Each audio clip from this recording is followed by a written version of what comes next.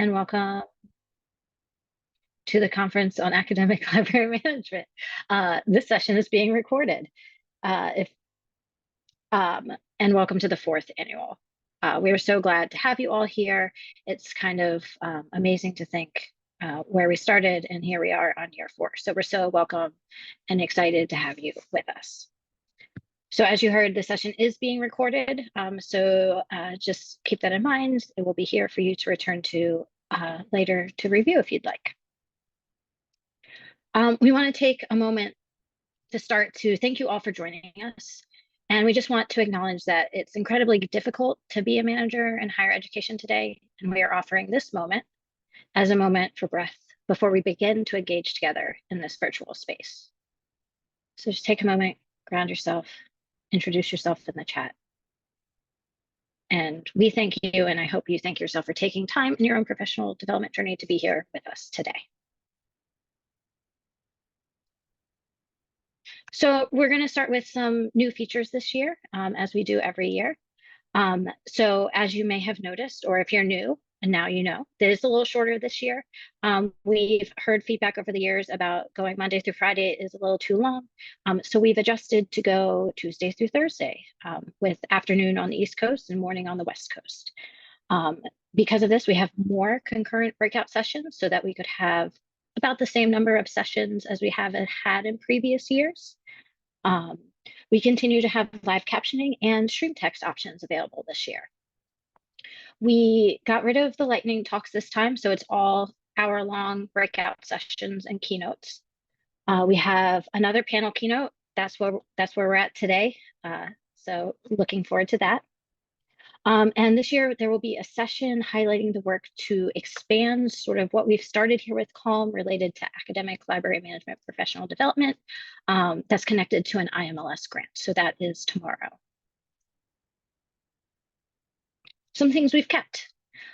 Registration has remained free thanks to our very generous institutional sponsors. So we will hear who those folks are momentarily.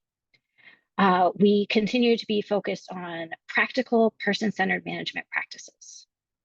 And this conference would not be what it is without our volunteers. We are entirely volunteer run and organized, and that included 82 folks this year, 42 of whom, or 43, excuse me, that number has changed since this morning when I looked at it, 43 of whom were reviewers for our program. So some information about our presenters this year. We received 138 proposals and were able to accept 28 for breakout sessions. As part of that proposal process, we conduct an equity check to ensure as much as possible diversity across a few elements: institutions, institution type, geography, topics, and self-reported identities.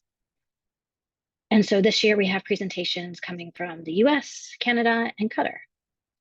And most of our presenters are from four-year institutions. So if you're from a 2-year institution, we encourage you to apply in future calls.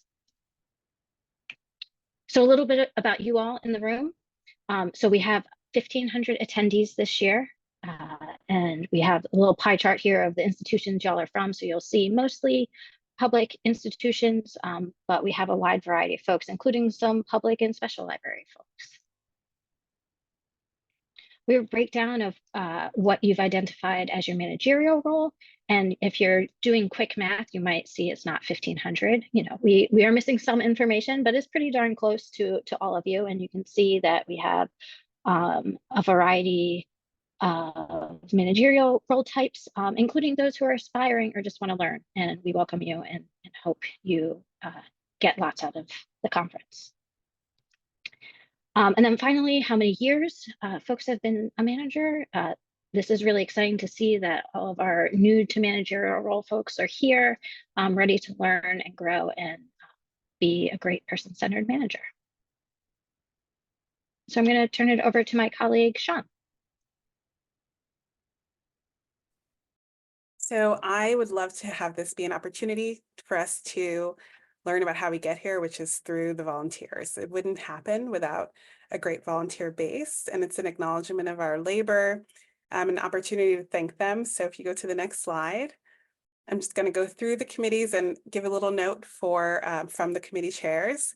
The steering committee leads the charge, and it meets bi-weekly to, the steering committee meets bi-weekly to really work with all of the other committees. And this year we split it where half of the steering worked on the IMLS grant, the other half co-chaired the other committees, and there was some overlap there.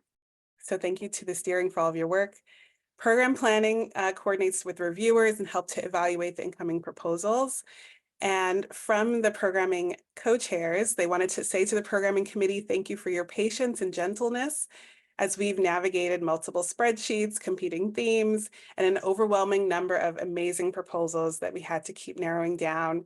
And your commitment to having an awesome program is what makes this work so important. You are rock stars. For the next committee, the tech committee is the one that supports all of the tech for the conference, including the Zoom licenses, the captioners, and provides training to the panel, the volunteers and presenters. From the tech committee co-chair, chair Shanti, she says, thank you to everyone in the technology committee for your thoughtful discussions, patience, and collective superpower of turning my tendency to overthinking into preparedness and serenity for the whole team. So that was from Shanti. Logistics handles the code of conduct, manages registration, coordinates the SCED platform, and provides guidance on land acknowledgements, and you're going to hear from them in a bit. And logistics co-chairs wanted to say to the logistics committee, thank you for always keeping it cute and fun during our meetings, even when we spent many of those meetings going over track changes of numerous Google Docs. You are wonderful and your work is greatly appreciated.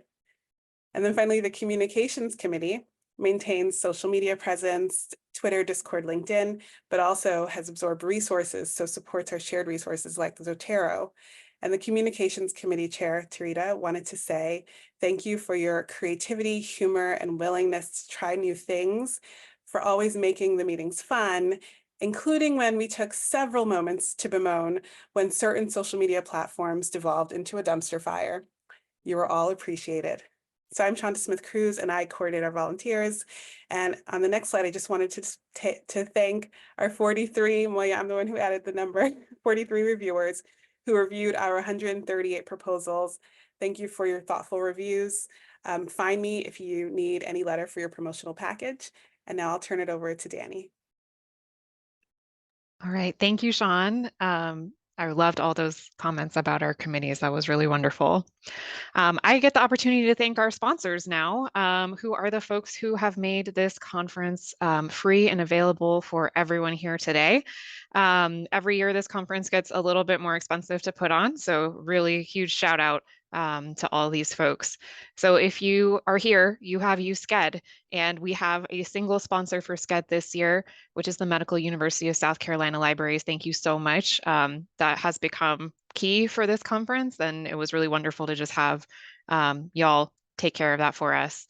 Next slide, please. Our accessibility sponsors. These are the folks who gave money specifically for captioning for all of our sessions. So Oregon, UMass Chan Medical School, Lamar Suter Library, Tulane University Libraries, and MIT Libraries.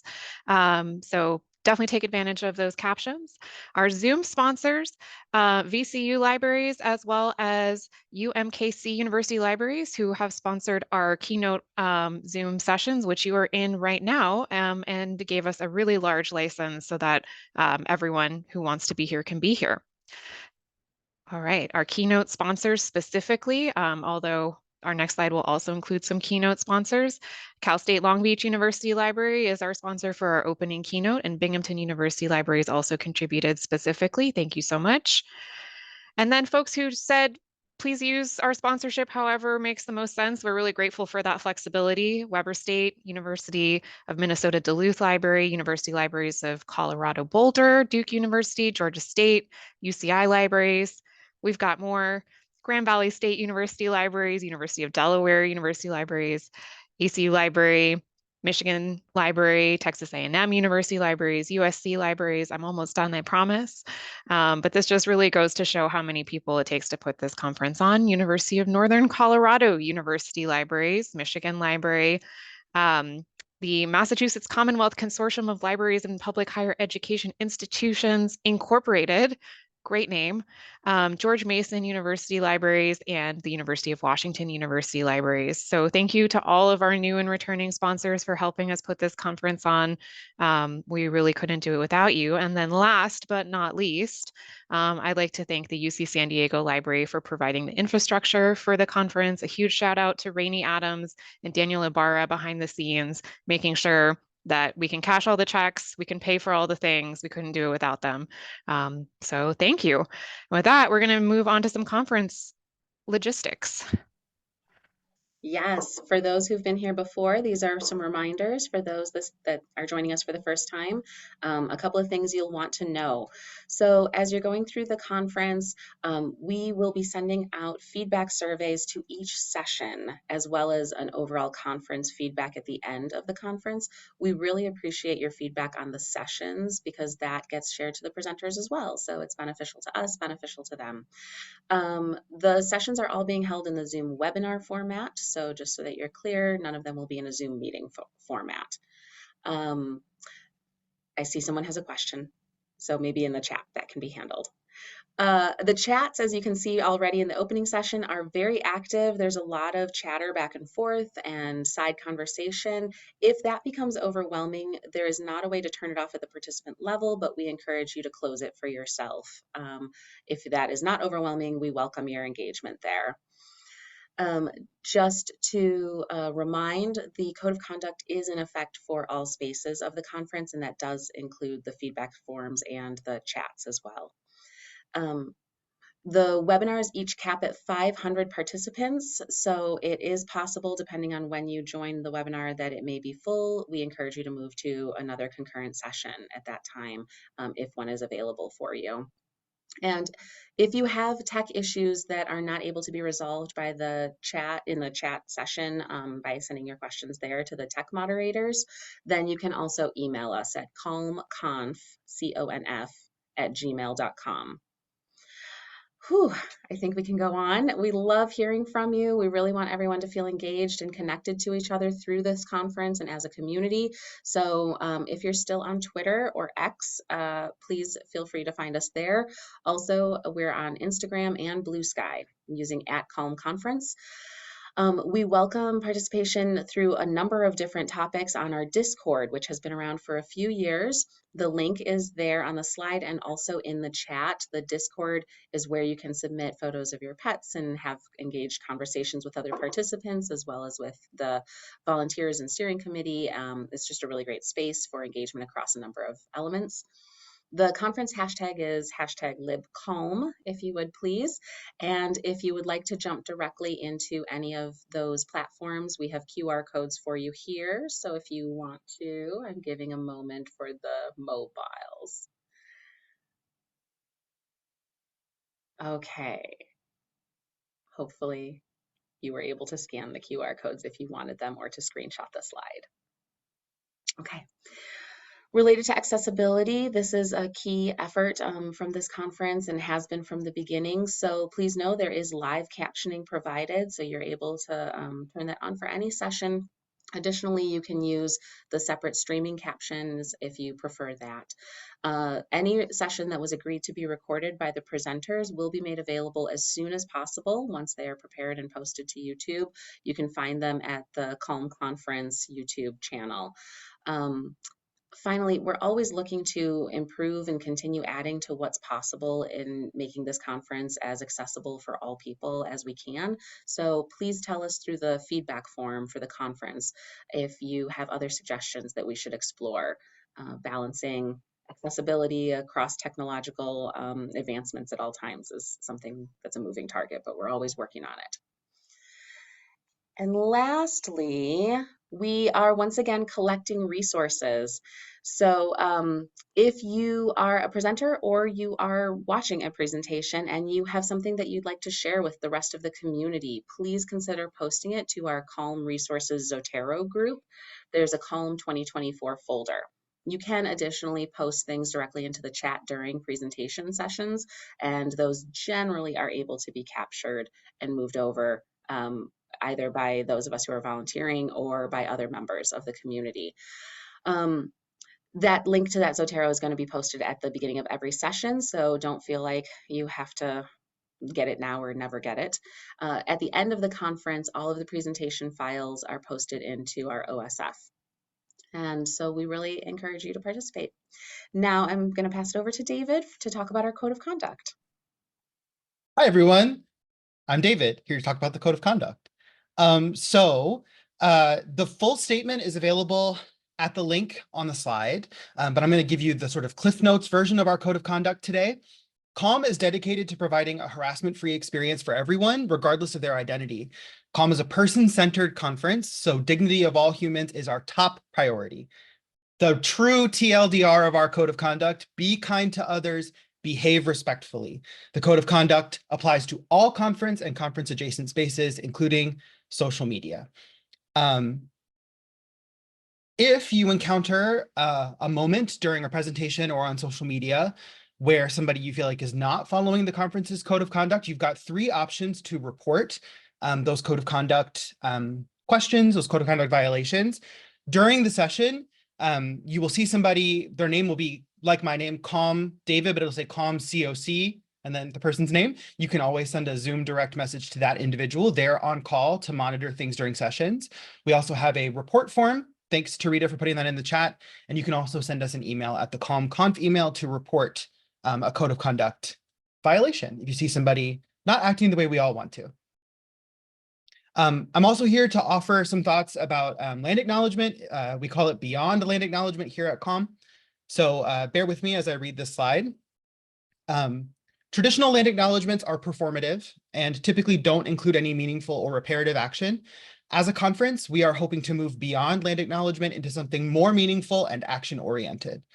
We ask that all of us pause to reflect, examine, and shift our approaches to land acknowledgements. If the intention of a land acknowledgement is to recognize and respect Indigenous people's relationship to the land and to push non-Indigenous people to action to increase equity and sovereignty for Indigenous nations, then just reading a statement to each other without any meaningful action is the definition of performative. Last year, we partnered with the Indian Land Tenure Foundation, the ILTF, to raise nearly $7,000. And as a conference, we constituted the greatest number of individual donations the foundation has ever received in such a limited amount of time. For the conference this year, we were hoping to move beyond raising money alone and into a collaborative list of more meaningful activities. How do we further lean into discomfort? How do we move beyond checking a box? How do we move to donations and other things? So you can get to the full statement via the link that I've put there on the slide. There's also a link in the chat. Thanks again to Rita. Additionally, the plug emoji is from me. Please join us if you're interested for a listening session about the Beyond a Land Acknowledgement statement. It's tomorrow at 12 Eastern, 9 Pacific. That's the first conference time slot, to join the conversation about what does it mean for us, inclusive us of everybody here, all nearly 700 of us. What does it mean for us as a community to move forward, to move beyond performativity in land acknowledgement? So anyway, you can add ideas to a Padlet that is linked there on the slide, or again, come to our listening session on Wednesday. That's my time. So I'm going to pass it over to thinking about the pets of calm.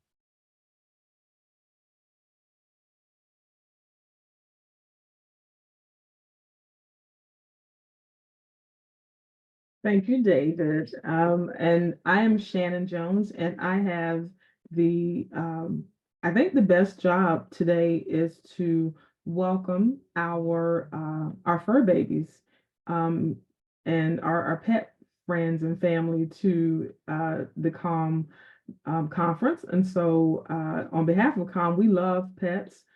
Some of us are probably pet parents, and we know that they are participating. They have been participating with us since 2020 when we started working remote. And so we'd love to meet your pets. And so send a photo of your pet to calmconf@gmail.com. And we will highlight them in our closing session. We also encourage you to share pictures of your babies on social media using the Pets of Calm hashtag, and I will be doing the same thing. My babies are not here today, but they are here in spirit. They had to go to daycare because they don't know how to be completely silent and use their library voice when they are when I'm home working. So I love to meet your pets, and I will now pass it off to our next presenter. So thank you. Thanks so much, Shannon. And thank you so much to my steering committee colleagues for getting us kicked off and oriented and acclimated to our CALM 2024 conference. I am so pleased to introduce our opening keynote today. Can managers even take a critical stance? A conversation on the value of CMS in library management. As a reminder, our keynote will be recorded, and you can submit questions via the Q&A box at the bottom of your bar. Has a little square and a question mark inside of it if you can't see the Q&A underneath that. Next slide. Oh, you already did it. All right. I want to thank our keynote sponsors once again. Cal State Long Beach University Library, University of Missouri, Kansas City, and Tulane University Libraries. Next slide. Critical Management Studies and Librarianship, Critical Perspectives on Library Management, Education, and Practice is a new book forthcoming from Litwin Press. Word has just been shared that this book will be published next month. It's been a very long labor of love for everybody involved. So please join editor Silvia Vong with chapter authors Elaina Norlin, Reece Steinberg, and Danya Leebaw as they discuss what taking a critical stance means for managers. Silvia, if you want to go ahead and get your panel on board and your slides, we're ready to go for you. Thanks so much, Kat. Yes, that book is a labor of love and patience. Thank you so much for giving us the space today to talk about something myself and the panelists are very passionate about. I'm just going to go over a few things before we dive into a conversation and give you a bit of background, as well as what we hope to do with the conversation and what we hope you'll take away. Just going to share some slides here. So this book actually came about with a conversation. So the title that says "Can managers even take a critical stance?" That's the exact words of somebody who was having a conversation with me, and we were having a critical conversation. So it wasn't meant to be, malicious or mean. It was just really a deep, reflective question that came about when me and this library technician had a conversation. We were just chatting about management and our aspirations, and they kind of asked, can managers even take a critical stance? And that question stuck with me for my whole career. I'm still asking that question. And I'm really excited to continue asking that question, because it means that we're reflecting on our actions and our practice on a constant basis. So that conversation led to a book, and that book has now led to a wonderful keynote panel today.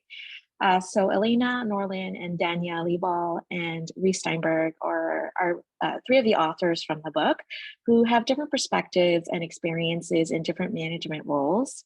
I just want to know, we won't conflate, we want to be careful about conflating the term leadership and management. Management is, we have our roles, our library management positions, but anybody can be a leader in the library. Anybody can lead on different projects or lead, different informally or formally. So just a reminder of that term and to avoid the conflation of it too often. We're going to touch on what we should challenge and reflect on in our practice today, and some keywords and concepts you might encounter, this is just a brief kind of definition of some of the terms. They're actually quite complex concepts that have articles and books written about them, so I encourage you to kind of read. We'll have a reading list later on. So critical management studies, you might hear the term CMS. CMS is just the acronym for critical management studies. And it's just a research and study of, that critiques business and management practices with the aim of improving on it to critically examine our own practices and those dominant structures. Alvison has long been connected with the start of CMS, but there have been conversations around, critical approaches to leadership and management. But Alvison is often credited as somebody who started in this area. Managerialism is a term that refers to an ideology that managers are the center of the universe, that they, we need managers all the time and only managers can solve problems. And what critical management studies typically does is, take an empowerment approach. We want everyone in the organization to have power to decide, power to act. So that power should be shifting towards and distributed fairly. It's not necessarily a criticism of you in a management role. I understand I'm talking to a lot of us are managers, and I was a former administrator myself. So it's not a personal critique, it's more a critique of the larger system that is creating structures that might be oppressive, that might be harmful, and just being aware of that. Some things that might come up are neoliberalism, which is like a concept. This sentence does not encompass the complexity of neoliberalism, so I would encourage you to read up on it if you're interested, but it's, for the purposes of this talk, we're kind of using it as like a form of ideology, and a logic of practice that really enforces that free market competition behavior, individualism. So individualism being, you alone should be able to do this without, the support or resources. It's a very capitalistic type of ideology. Privatization. So the cuts to funding to public institutions, that's that neoliberal ideology that's, weighing privatization more or looking to privatize social institutions, and then decentralization, just to name a few. New public management is a term, it usually comes up tied to neoliberalism, but it is a public administration approach, and seeing that a lot of the libraries here are publicly funded or public institutions, you'll appreciate that this kind of concept, thanks to Reagan and Thatcher and the 80s, 70s and 80s, we now have this kind of massive emphasis on cost efficiency and cutbacks, and this narrative of being excellent without giving us the resources to be excellent. So those are just sort of some things we want to keep in mind as we're going through the conversation today.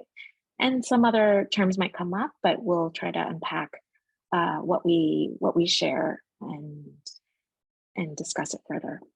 So the purpose really is to identify dominant practices and structures of CMS and to question the business and economic roots of management studies.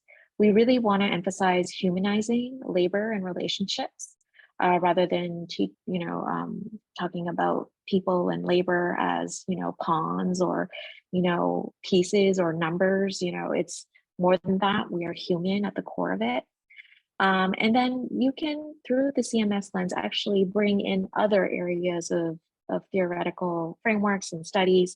So critical theory is usually the dominant one, but some feminists will talk about critical management studies in a way where, how management is male dominated and is very masculine and does not appreciate anything that is not the ideal masculine kind of image. Post-colonial theory tends to look at management through like the colonial controlling lens. And then we have critical race theory that looks at racialized organizations and how management is raised, things like that. The conversation structure will be sort of slightly structured, slightly open. So we do want to give each speaker a turn. So when I'm asking a question, each person will have a turn to kind of share their perspective, and then we'll dive into a conversation about it.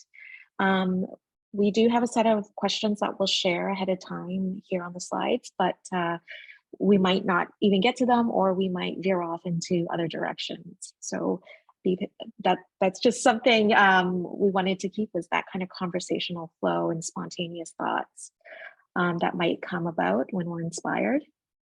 For the question period, if you have a question for somebody, you can direct it to them as well. Just note that you'd like a certain person to answer it, and the pronouns are she and her for Elaina, she, her, hers for Danya, and he, him for Reece, and I'm she, her. So oh yes, and here are the questions. So we're gonna start with the first one, and I'm gonna close the slides, and we're just gonna have our faces here floating. So the first one we'll touch on, and then the other questions will be coming through later on, and I'll try to post that into the chat. So without further ado, Elaina, what drew you to critical management studies?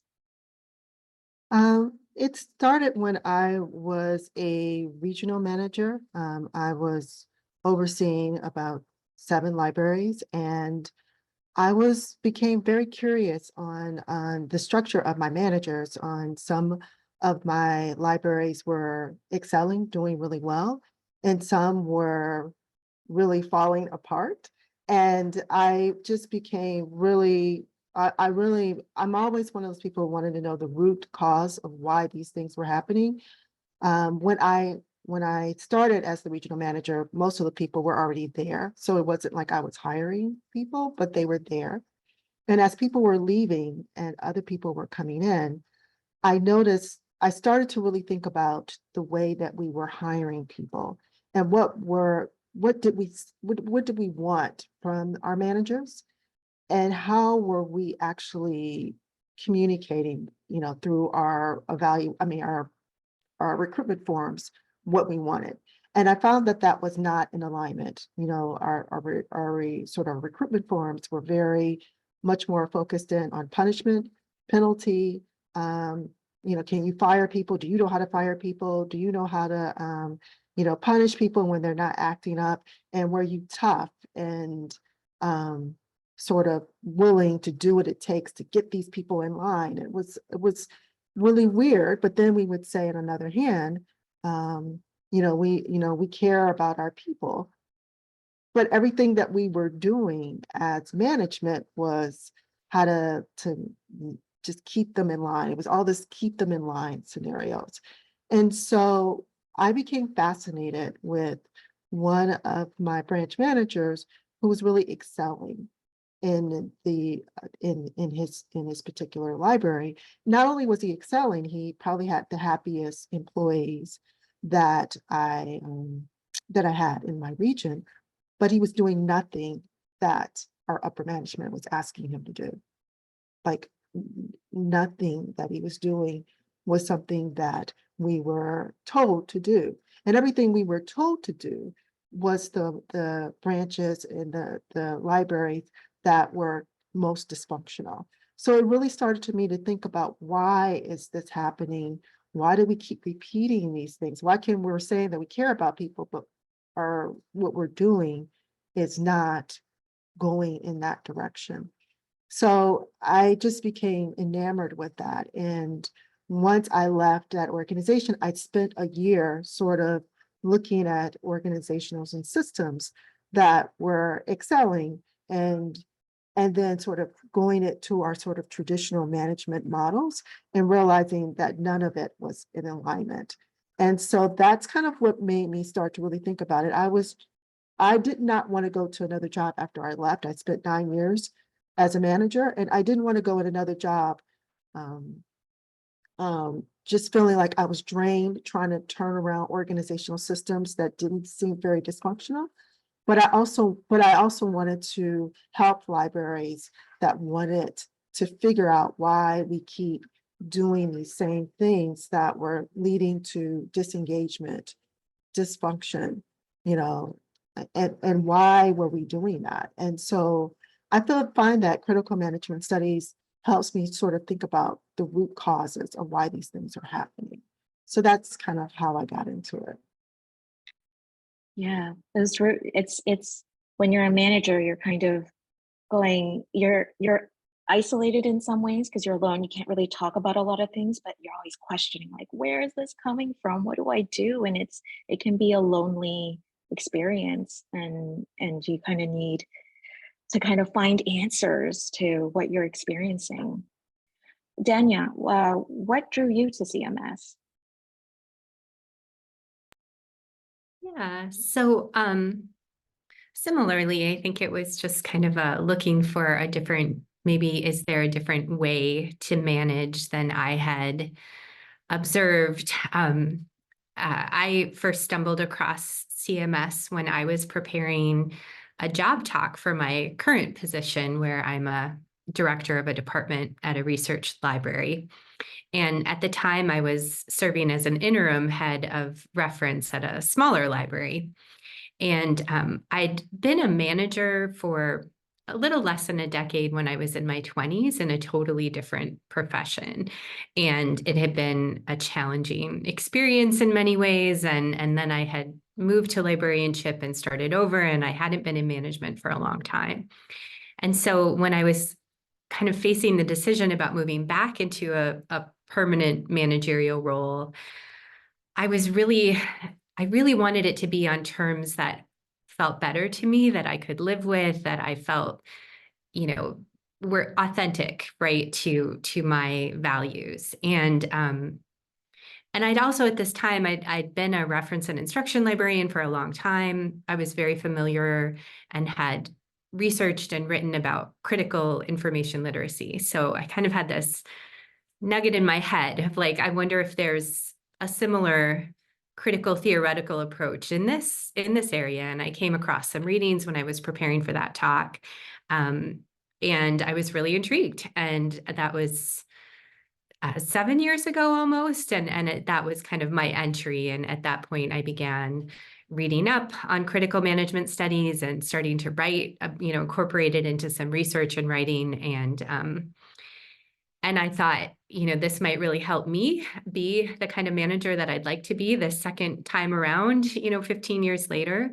And I also thought it would be interesting to, critical information literacy had brought so much, I think, to our understanding of reference and instruction. And like, this may be another area of librarianship where this kind of thinking could benefit us and show us a different way of doing things. So that has been my journey, my origin story. It's a great origin story. One I'm very familiar with. Teaching and pedagogy, that all can translate really well into leading with care and taking on those ethics of care and education and translating into management roles. Very beneficial. Reece, what drew you to CMS? So I was drawn to CMS before I was in a management position, and Silvia, I thought it was so wise of you to mention earlier the distinguish between management and leadership, because I like to think of myself as acting with leadership even when I was in a business liaison position. And that's really connected to the CMS connection, because the more I was involved in business subject librarianship and learning about management theory and sort of embedded in that world, the more that I saw parallels between how people were preparing to work in for-profit businesses and how we were acting as libraries. And while I see a place for some of those ideologies and see a place for some of those type of theories, a lot of them I really don't think belong in libraries. They don't improve how we work. They don't even really match up with some of the different values that our profession talks about, whether it's libraries individually or library associations. On a whole other note, I was also aware that there are alternatives. I spent a lot of the time in my 20s and 30s doing community organizing and being involved in anti-capitalist organizations. So I'm well aware of consensus-based decision-making models and various other models that you can use for decision-making or to get things done or to collaborate, talking about ideas. And while I don't really think that they exactly translate to libraries, I was sort of like, okay, I don't think the other alternative is just looking at sort of traditional business management models. And there has to be a third option. And that's how I learned a little bit about CMS. And I really appreciate how I think it does try and work some of the library values or things that are sort of equivalent to library values into the ways we make decisions or the ways that we manage organizations. Thank you. That's really cool. I didn't know you did some anti-capitalist organizing. That's amazing. That's awesome.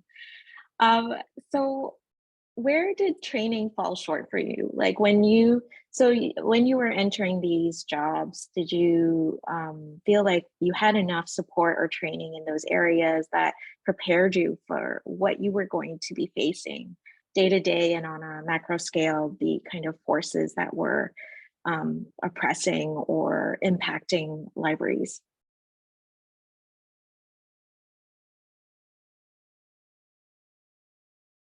I can go first. A lot. When I first started the training, what I got was information about the progressive discipline. We went on a week-long training about progressive discipline, and it was still said that, you know, this is how you sort of motivate people. And it didn't go to the core. It felt really, I always sort of think about, if this was me, is this how I want to be treated? But this was the training. It really was sort of, if they're acting up, this is what you need to do. If they're acting up, this is what you need to do. And this is how you capture anything, keep a performance log, you know, do these things. It was all about sort of watching and monitoring them and aha moments and making sure you make sure everything's captured and and highlighted to protect yourself from sort of liability and that kind of thing. And when I started as a director, there was a few people who in any other cases would be called problematic. But when you sort of looked deeper and sort of looked at more people-centered instead of this sort of very, you know, write them up, write them up, write them up kind of scenarios, I realized that a lot of people had just been beat up by the progressive discipline thing. They had been written up. It was sort of guilty until proven innocent scenarios. And they were suffering from low morale. And it impacted their performance. And it was a vicious circle, like their performance is down, so record it and let them know their performance is down and write them up and write them up some more. And then you found people were almost like a shell of themselves. And so I felt that they didn't really talk to us about how to see the person and how to be able to motivate the person and see the whole picture instead of what you're getting in front of you. And you know, I wish I knew how to, you know, at the time about, you know, positive reinforcement and just making people feel good through, you know, all the variety of things that would motivate people that we just never got the training on. I kind of learned through watching, like I told you, one of my managers who was excelling. And I actually, even though I supervised him, I watched him and did it to my staff and start reading about how can we sort of look at people in more of a humanistic sort of way.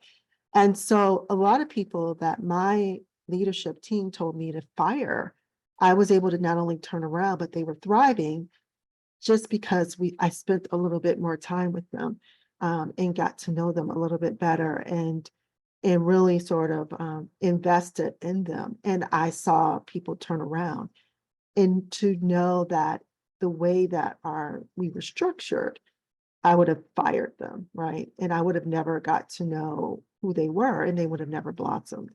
And so I had to do that on my own. It was never anything that was given to us when we started. It was all about, you know, liability and making sure that that we are protected if we needed to fire people. That seemed to be most of the training. Yeah, I mean, you raise like such a great point. There's this kind of capitalistic mindset when I was trained where it was very much like, you know, we need everybody to produce at the same level. Everybody is the same and they have the same skill. They're supposed to have the same skill set, the same everything, not recognizing the human side of it where we all bring different strengths, we all bring different talents, and we all produce in different ways, and that's okay, you know. And I remember getting into an argument with a manager because we had disagreed on, we had to share some sort of review, and I disagreed with their review, which was overly negative. And it was about the speed of which they were, walking to the desk to get to to get to their shift. And I thought, are you kidding me? Like, this is quite bizarre. And I remember thinking, like, how does this ideology not seem evident to some folks? And how do we push back on this when it comes to training? Reece, Danya, did you have any thoughts? Yeah, sure. I definitely agree as far as training. And I can see in chat, a lot of people are saying they really like sort of what training or one class. I also had the one class in library studies that I think mimicked, tried to like fit a lot of business management training into like a single class. I took academic university training, so it was sort of meant for academic leadership. And again, it's like just business management training. So that sort of thing that is very similar to what you get in an MBA, but just in condensed version. And the thing, how I felt that felt short was that none of it questioned the values that are embedded in the tools that we're using. So Elaina had mentioned the values of where this management is coming from. And I think that none of the theories, none of the techniques or tools or skills or anything like that that are being taught in a lot of this like management, whether it's at the library level or academic level, is really thinking anything about like how we actually view people, like creating that human workplace that you were talking about, Silvia, or just even looking at something as basic as general library visions or missions or library organization visions or missions. I was going to mention here as well that thinking about tools and techniques and things that are embedded in them, the chapter that I wrote on the book that Silvia was talking about earlier is on project management, because that was the one example that I wanted to look at in a little bit more depth, because it is one of these things that's borrowed from business, that's used in library management, that I think falls really short of what we could do when we're talking about like how to manage projects and how to manage organizations. And it's one of the things that I wanted to talk about because it's so easy to take a tool and use it and not question how. There's all sorts of like employee surveillance things built into the software you're using. There's all sorts of ideologies that are there that are just under the surface. So you can say, oh, well, this is just, this particular technique or this particular tool that I use that standardizes things, makes it easier and faster, not thinking about how what it's actually doing is offloading decision-making onto processes in the ways that make things maybe faster, but is all we're measuring like making something like quicker or more efficient, and not thinking about like creativity, using the knowledge that we've gained. So I think that management training in general has been trying to make things fast and efficient, as opposed to thinking about using things like knowledge that comes from experience or institutional knowledge, taking a little bit of time with it and not prioritizing sort of standardized processes. Yeah. Yeah. I'm seeing some mentions in the chat, and from what others here have said, like I would say that I did get some management training. I got some excellent one-on-one coaching when I was in my corporate job, actually, that was very helpful. But like others have said, I feel like a lot of my management practice is shaped by observing the managers that I have had over the years, and some of them who really struggled with some of the issues that you've all brought up, and kind of questioning, that led me to question or just observe firsthand practices that were dehumanizing or ineffective, or, good people getting pushed out of their roles, like was referred to earlier, when it just felt totally unnecessary. Like, how can we support people and lift people up? And that, it's sort of a negative framing, but that actually has been really useful to kind of think about as a manager. What do I not want to do? What do I not want to lean on? And I did also, for me, I think having worked in a corporate environment before I came to librarianship, and it's been a long time now, but I was really struck when I moved into academia, how frequently I heard library managers and other managers around academia kind of speak admiringly of corporate management practices and would say pretty regularly, like, we don't do things well, but we should learn from them. And I would think to myself, like, well, they don't have it all figured out either. It's like a grass is greener. And that was definitely something I was struck by. And just as I still try to be that voice of, like, as we're talking about today, and this is now for me very informed by CMS over the years, like, those practices, as like Reece was saying, those practices aren't necessarily ones we do want to adopt for all sorts of reasons, right? Our mission is different than those corporate missions, and in those environments, they don't always work great either. And sometimes what we in academia and librarianship are kind of what's visible to us, maybe they might even be practices that the corporate environment has moved on from, years ago, but we don't realize that because some of our texts and our training around management might be a little out of date compared to some of the practices even in other sectors. So yeah. Yeah, that reminds me of a story. During the pandemic, our libraries were all still running performance reviews for the year. And then I was talking to somebody who I knew, I won't name the corporation, but it was a fast food chain corporation. And it was a mom. Our kids were in daycare together, and I was chatting with her, and I was complaining about performance reviews. And she's like, we just gave everyone raises for getting through the year. Like, we didn't even do reviews. And I thought, are you kidding me? You are a massive fast food chain. Like, how are you? This is embarrassing. This is embarrassing for libraries. So what other common library management practices should we challenge on top of the reviews and other practices that we might be taking for granted? Like, we don't see that it's actually corporate in nature or problematic in nature. Danya? Yeah, I can jump in because my chapter, that's a nice segue, my chapter for this book is on performance reviews or performance management, is kind of the umbrella term that is used in the literature. And like Reece, I wanted to take, as is encouraged by CMS, take a very common management exercise that most of us do and examine it through a critical lens. And so that was very interesting to me and very cathartic. I just have to say, like, I just finished my performance reviews for my staff last week. So I'm like in it right now. And so it's a good timing to be talking about that. And that's definitely, I think, a managerial exercise that we take for granted, that most organizations take for granted. But when you study it a little more closely, you can kind of see the roots of performance management and performance appraisals as being rooted in a very capitalist system coming up through, industrialization.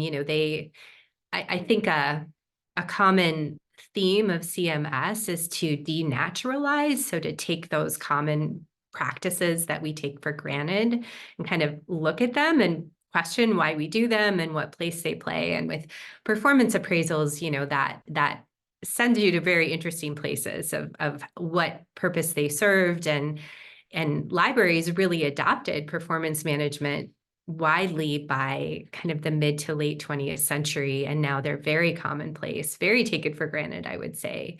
And yet there are all sorts of aspects of performance management that are actually very counterproductive to motivating librarians, to creating good morale, to creating the kind of workplace that you want, kind of what's baked into how we typically do them by assigning metrics, by focusing on the individual versus the team, by kind of implying there's an implicit message with performance reviews that they are that the individual is totally in control of their work and their work environment, when in fact, a lot of our work is impacted by forces totally beyond our control, and yet we evaluate people like how fast they walk to the desk, or by in ways that just aren't really fair or relevant. And then they also kind of ignore, a lot of the ways that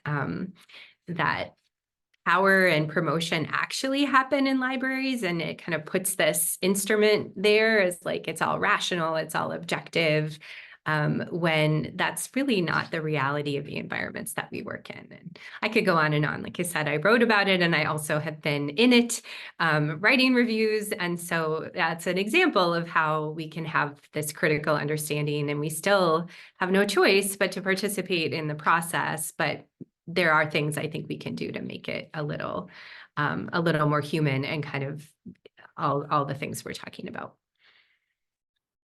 Thanks, Danya. Reece, do you have any thoughts on it? Yeah, definitely. I think one thing that we can challenge is how we treat contract librarians, or how we even treat the idea of contracts within librarianship and libraries in general. And I wanted to speak from my own experiences. So I think a lot of librarians, I started my career going from contract to contract in different libraries, and there were good parts about it. Things like learning what a lot of different library cultures are like. But I really try and reflect on this time and some of the problems that I faced and challenges that I faced when I think about how we treat contracts right now. I think that it's not uncommon for people to sort of feel like, oh, well, it's sort of an initiation in some ways that we have in a lot of different careers. And the library version of it is that you have insecure jobs that usually aren't as fulfilling as some of the other jobs that you're doing in that area. So I think that improving the early career conditions, meaning more job security and more meaningful work, are two things that we can really work on as a profession in general. It's really well documented how stressful it is when labor is precarious. And I remember having things like contracts renewed the day before they were due, or there was a time where there was a strike of the unionized librarians. I was not part of the union, so I got to, as a contract librarian, work with the exempt management to keep the basic functions of the library open. And that's a stressful position, I think, to put people in, especially when they know that, at any point my contract could just be cut because of the strike. So thinking about things like that and how to challenge that is important. Something I was really aware of the sort of like limitations of the position that I was in while I was in it, but something I didn't realize until afterward was just the sort of richness of librarianship once you're in those more permanent positions, and have access to things like much broader networks and opportunities for networks within the university, like different types of work, deeper ability to follow through on different ideas and develop deep knowledge in a specific area. I think something that we can challenge is that right now in a lot of libraries, the contract librarians often are limited in the scope of the work that they're able to do, more so than they need to be. And of course, I understand it's hard to completely avoid it. And it's not like I've been successful in completely avoiding having contracts in our libraries. And sometimes that has to do with things like fundamental problems, like a lack of base funding and things like that libraries are always dealing with. But I think there are some things that we can do, like making sure to have contracts that are in years rather than semesters, or having them fill in for special leaves or special projects rather than relying on them on an ongoing basis to fulfill like sort of basic library functions. Making sure there's as much of a variety of activities as possible, giving them professional development opportunities. And one thing that costs almost nothing and takes almost no time is interview support. So encouraging them to take interviews, giving them practice interviews. I had a really great manager earlier on when I was applying for a full-time job in the institution I was in back then as a part-time person. And she gave me like a mock interview, gave me good feedback that while I didn't get the job, I was able to use that feedback in an ongoing way. So I think if there's one thing we can challenge, that's something that I think would make a big difference to a lot of people. Yeah, as a former contract librarian myself, and early in my career, everything you're saying is just, it really resonates with me. Elaina, what are your thoughts on dominant practices that we really should be interrogating, challenging in our day-to-day, or maybe overall? I want to kudos the whole performance evaluation, the book that I wrote, when I looked at what causes people to become disengaged and checked out of in the organization. It doesn't mean just libraries. The number one thing outside of bad boss is the performance evaluation. I spent like a year and a half doing a workshop called Blindsided at Work. And I had hundreds of people come to me and talk about being blindsided at work. And the majority of the people who were being blindsided had to do with evaluate, know that their boss was, writing down about the time it takes them to get to the reference desk. They didn't have any idea that this is what the person was doing, and there was no communication or anything. And they felt like it was a lot of aha moments, like, gotcha, gotcha, gotcha, during the performance evaluation. And it is the quickest way, even if it's a sort of almost a lukewarm, it's not a negative, but it's sort of like, we could take you or leave you kind of evaluation, is the fastest way that people go from engaged to disengaged outside of a bad relationship with their boss. But what I also wanted to also mention was one of the things that is prevalent in the libraries, and we say that we should do something about it, but we never do, is our hierarchical structures between our professional staff and our librarians and all the language in between. I think that sort of the post-pandemic has really exasperated sort of what the staff are being treated, especially because a lot of times during the pandemic, they were the ones that had to come into the library because they were doing sort of technical and other core work. They're the ones that are not on the hybrid schedule that a lot of us have once we got back after the pandemic. The salaries and the sort of the inequities in terms of their salaries. When I travel to visit libraries across the country, I meet so many staff that are having more than one job. They're working two jobs. They're explaining just how much of a commitment they have to be able to work in academia. And we already have limited resources and scarcity models and stuff like that. But the fact that we have a hierarchical system that says you're on top and you're on bottom, even in a system that says that we, as librarians, we have a commitment to serve and we have a commitment with care and all these different things. But when you look behind the surface, you're on the bottom, you're here, you're there. And we never really challenge of why are we doing this? And is there something that we could really critically look at this in order for everybody in the organization to feel that they are valued? I mean, what breaks my heart, don't get me on a soapbox, but really what breaks my heart when I go to visit and I talk to staff is they don't even feel like they are in a career. They see it as a day-to-day job that they're in because they're not even treated as this is their professional job, even though they've been there 15, 20, 25, 30 years. They're telling me that they don't see themselves as part of a professional career class. And why are we making our staff feel that way, right? And what can we do in order to kind of eliminate these sort of classist hierarchical barriers that we have in our structures to make all of our people feel good? Because when you look at some of our staff, like I had one staff member, it's a true story, I went somewhere and the dean and was telling me that they were looking for people in instructional design. They couldn't find anybody. The recruitment process was off and all these different things that they needed to do because they could not find anybody in instructional design. And then maybe later that day, I met with the staff faculty person, and one of the staff person who was a person of color had a master's degree in instructional design. Didn't even know that they had a master's degree in instructional design because they're not even talking to the staff. He worked at the circulation desk. And when I mentioned it, they're like, oh, he's so-and-so from circulation. No, he's not so-and-so from circulation. He is somebody who has the background and expertise sitting there right in front of your face that you're not developing. That if we're developing our organizations, we need to develop everyone, right? And I think we need to really push on that a lot more because our marginalized populations are usually in those positions. And that's another troubling thing that's going on as well. But we need to really challenge that the organization is everyone, and how can we make everyone feel valued? So I'm sensing a theme from the conversation. I wanted to kind of unearth it a bit more and delve into it. Productivity.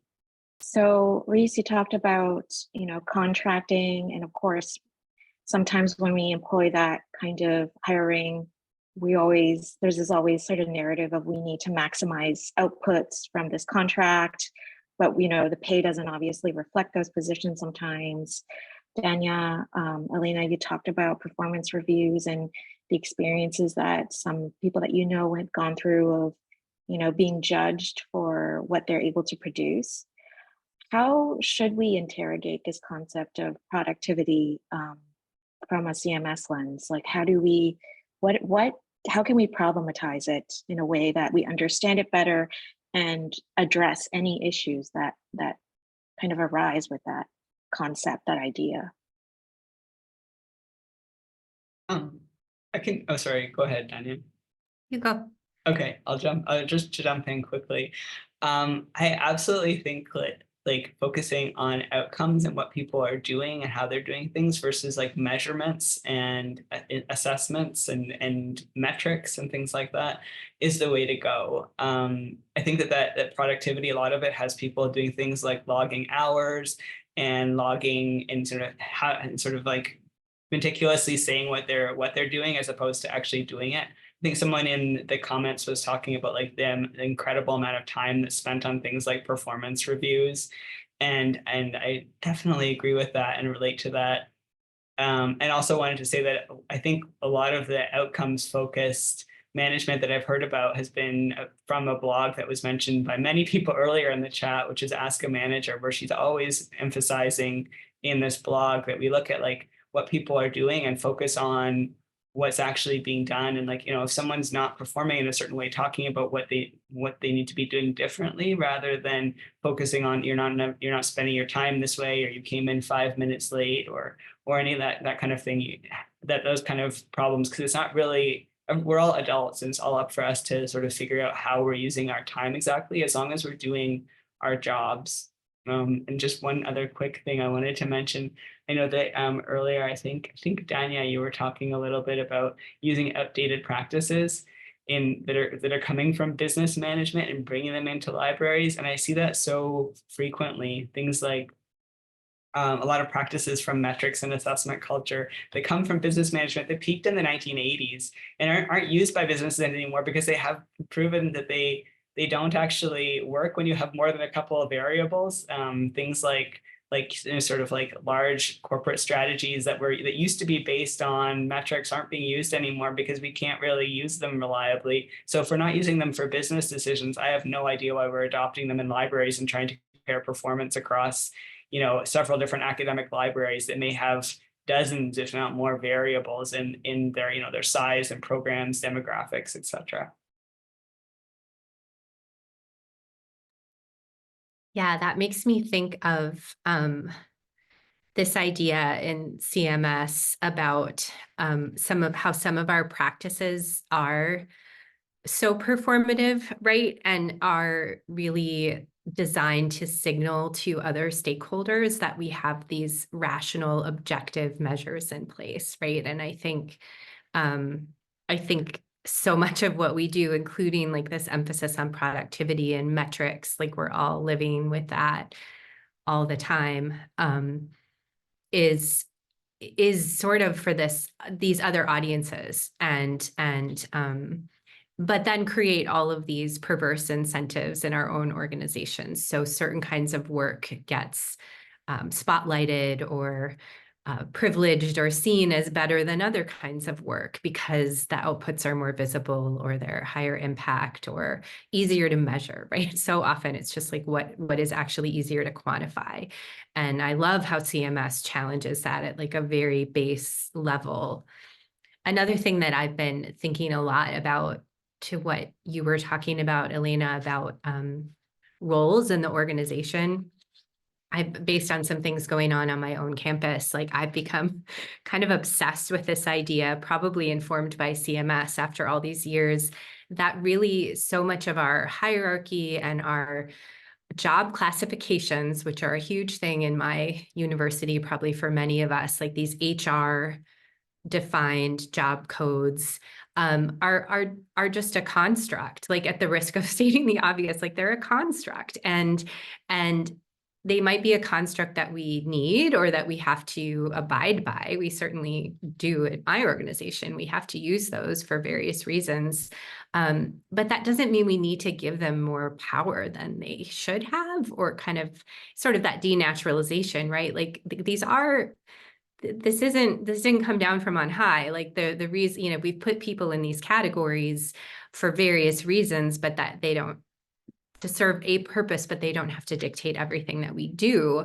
And they can be challenged, right? And especially when they cause our practices to become onerous, or they lead us to respect one kind of work more than another. And I think, you know, and then I also think about going back to like the opening remarks for this conference about, you know, all work has dignity, all work has value at the most basic, again, at the risk of stating the obvious, but I feel like we often get hung up on this kind of contribution or that kind of role, but everyone there in your library has dignity and value. And like, if that can just drive you as much as possible, we all work within systems, we struggle against those systems, but if we can kind of come back to as managers in modeling that perspective, I think for everyone we work with, and kind of keeping it in mind as we're faced with difficult decisions. We have a lot of work to do, but I think that is important.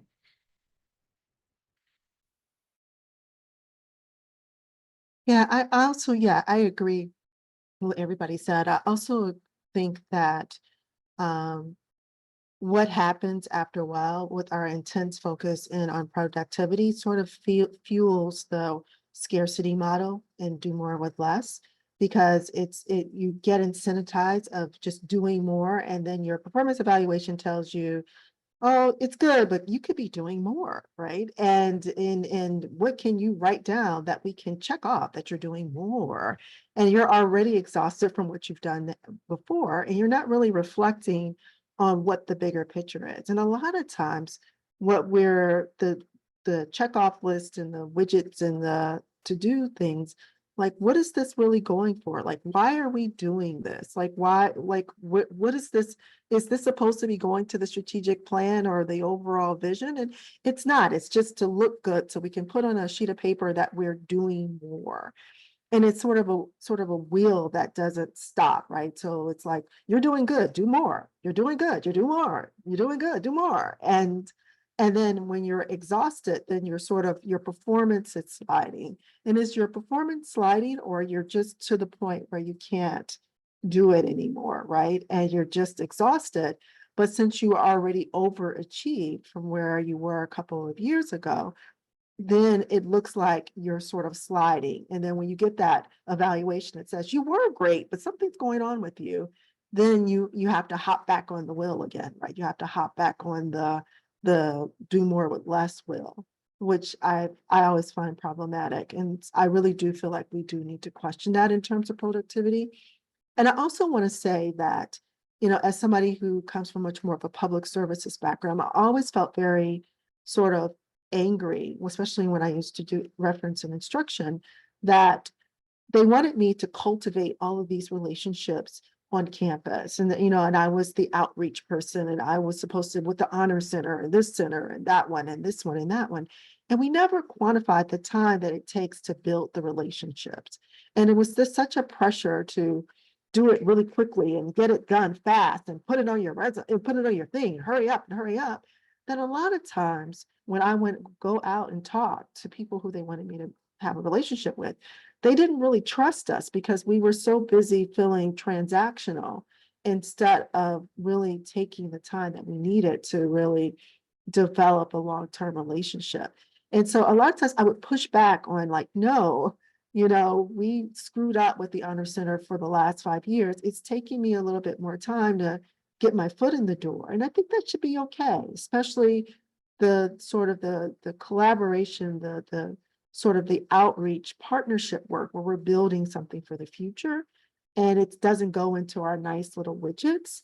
I think we need to somehow figure out that time, that framing of the time that it takes to really, for the library to kind of have much more of a visibility. So I think a lot of times because we're so intensely focused on check, check, check, check, check, then I think that's when we miss those opportunities out in our communities to really make impacts.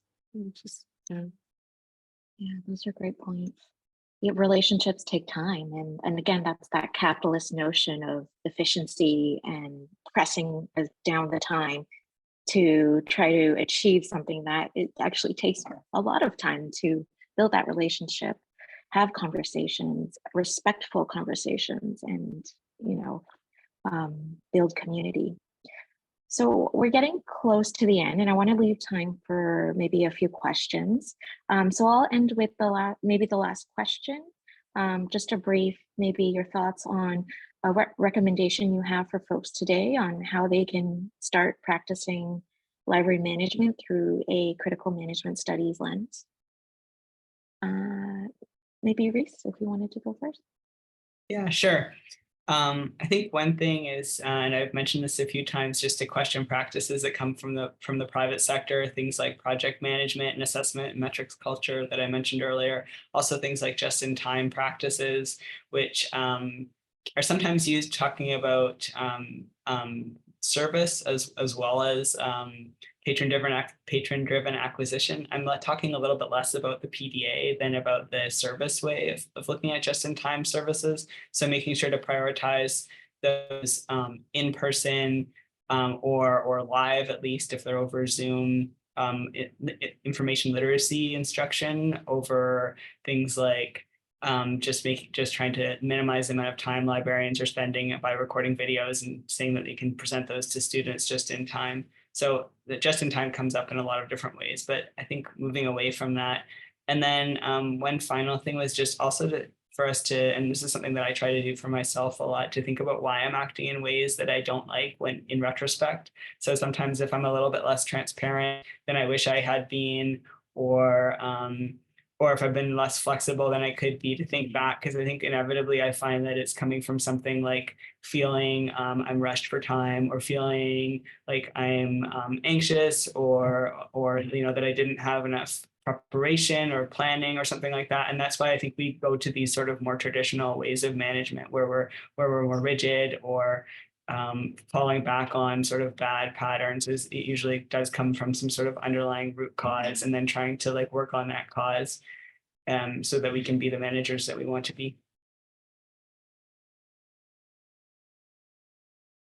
I would say always question if you feel like in your gut reaction that what you're being told to do goes against your ethics, right? And goes against ultimately how you want your department to go. I think a lot of times we need to spend time, whoever we're supervising, whether it's a department or the library or whatever, we need to think about like, we're nothing without the people that are in the library who are doing the work. We don't have a library if we don't have the people there. And sometimes I think within stress and power and stuff like that, we're sometimes asked to sort of like what Reece said, to cover things up. Don't tell the staff these things. We're about to do this. Don't talk to them about this, or just things that would I want somebody to treat me that way. And so a lot of times when my upper boss would tell me something that I knew that I would never want somebody to throw on me, I would always sort of figure out what could they say that I can't absolutely not say anything from. And then everything else is open season, right? And so I would tell people, I am hiding some things from you. I will be very honest with you that because I was told I cannot say this or that, but I'm going to tell you everything that I was told that didn't say that I can say, because that's how I would want to be treated. And if I believe that my people are first, what can I do that I would want to be treated, how I would want to be treated? And I would question, and a lot of times question, and be okay to question, because in one sense, if management or your boss or everybody is saying, we care about people are number one, and then we're doing something that is going against that concept, I would always kind of recenter, but we said this, and how can we get back to what we're not only telling our staff, but we are going towards our core values. And I always feel okay to question that. I mean, even if they're giving the side eye on that, if that is our core values, then as not only as a manager, but as somebody leading, we should be questioning when we're not in alignment. Because that to me is where we should be critically thinking instead of going, yeah, whatever you say. We should be sort of like, is this going against what I feel inside that doesn't feel good? And then also question the core values. If we say the core values is people first, and then we're doing something that's against it, question. Thank you, Elaina. Danya?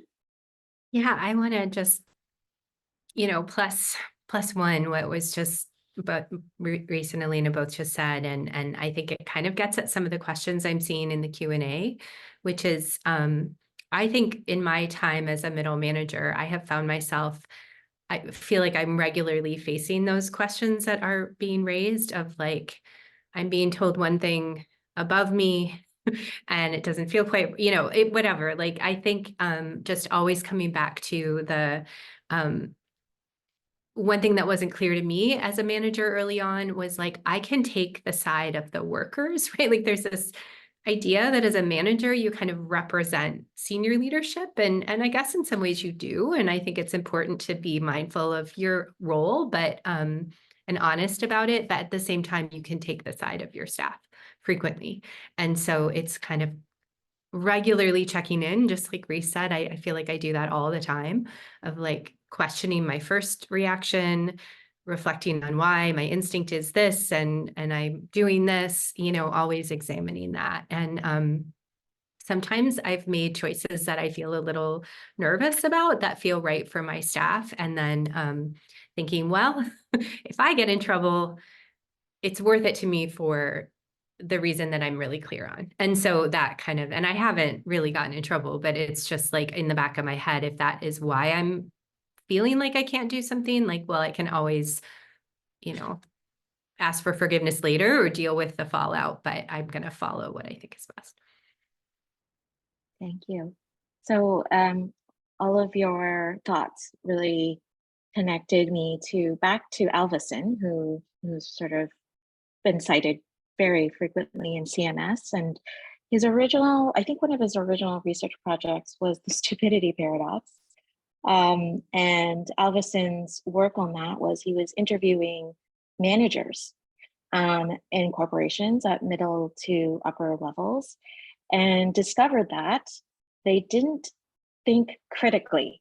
So if one top level manager made a decision with no kind of information, just made a decision and thought this was best for everyone, that decision just filtered down exactly as directed without any questions. And so Alvison sort of coined this as the stupidity paradox, because had people questioned that leader at any point in time as that decision was going down, then it would have not impacted the production, the workflow, all of that stuff. The workers' experience wouldn't have been negatively affected. So thank you for sharing that, because part of that critical management studies approach is activating that critical thinking skill and questioning that dominant practice. Why are we doing this? How are we doing this? And can we do better? So we have 5 minutes for questions. I'm so sorry, but we just get so excited about this topic. We can talk about it forever. And I was looking at the questions and trying to find like maybe a theme or something that might try to answer most of what people were asking. And it seems like a lot of the questions are kind of asking, how do I do this as somebody who's leading in the middle, who is fighting against these sort of larger forces, and as well as possibly other managers who might not take on this critical approach, who kind of willingly accept, neoliberalism and these kinds of managerialist ideologies. How do you change the dominant practices that exist, of course, safely, because most managers are not in unionized positions or in positions of safety.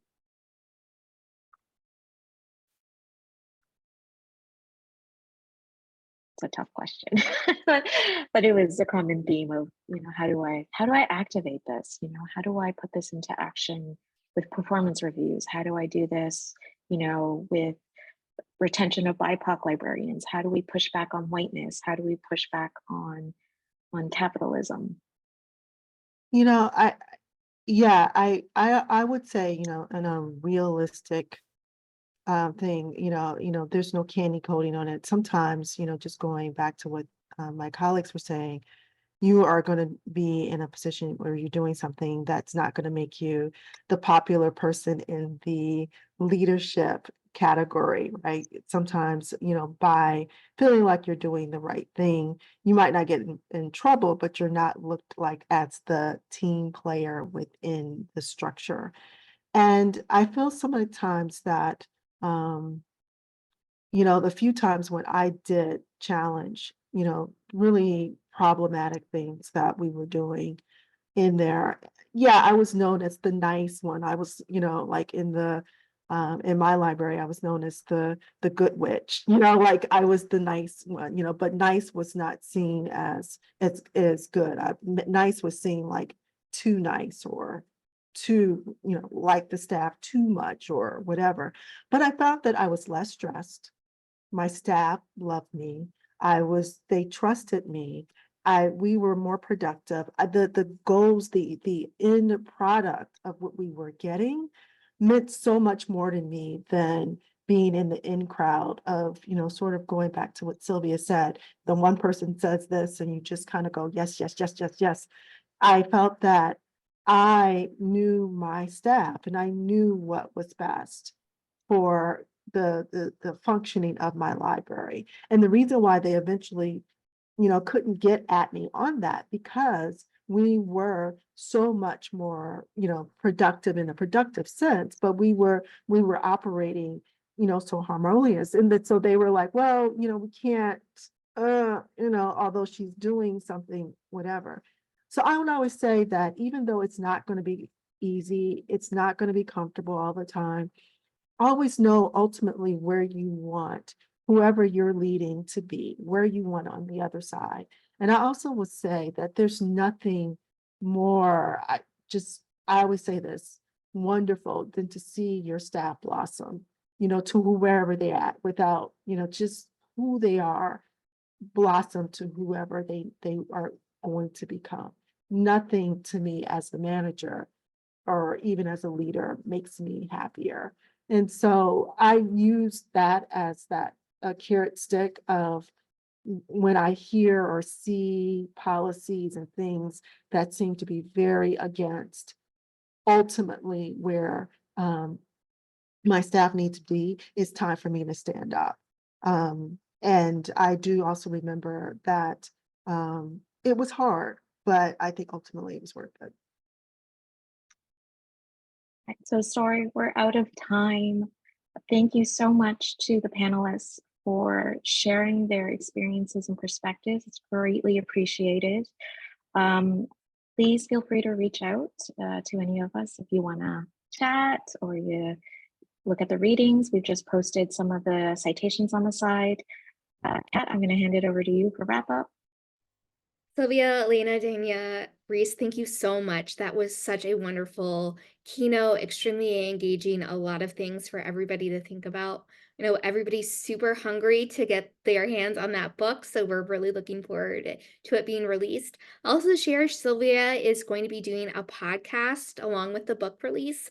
We'll make sure that that information gets sent out to the comm community as well. So before we close the session, I would like to point out that the evaluation survey is available for you to complete in Sched. You can also go in there and find links to the concurrent session. So the next concurrent sessions will begin in 14 minutes. So hope everybody has a chance to take a quick break, grab a beverage, don't check that work email. Just take a moment, absorb what you learned, give yourself a little bit of a break, and we'll see you in about 14 minutes in the other Zoom rooms. So thank you so much, everybody, for attending our conference opening session.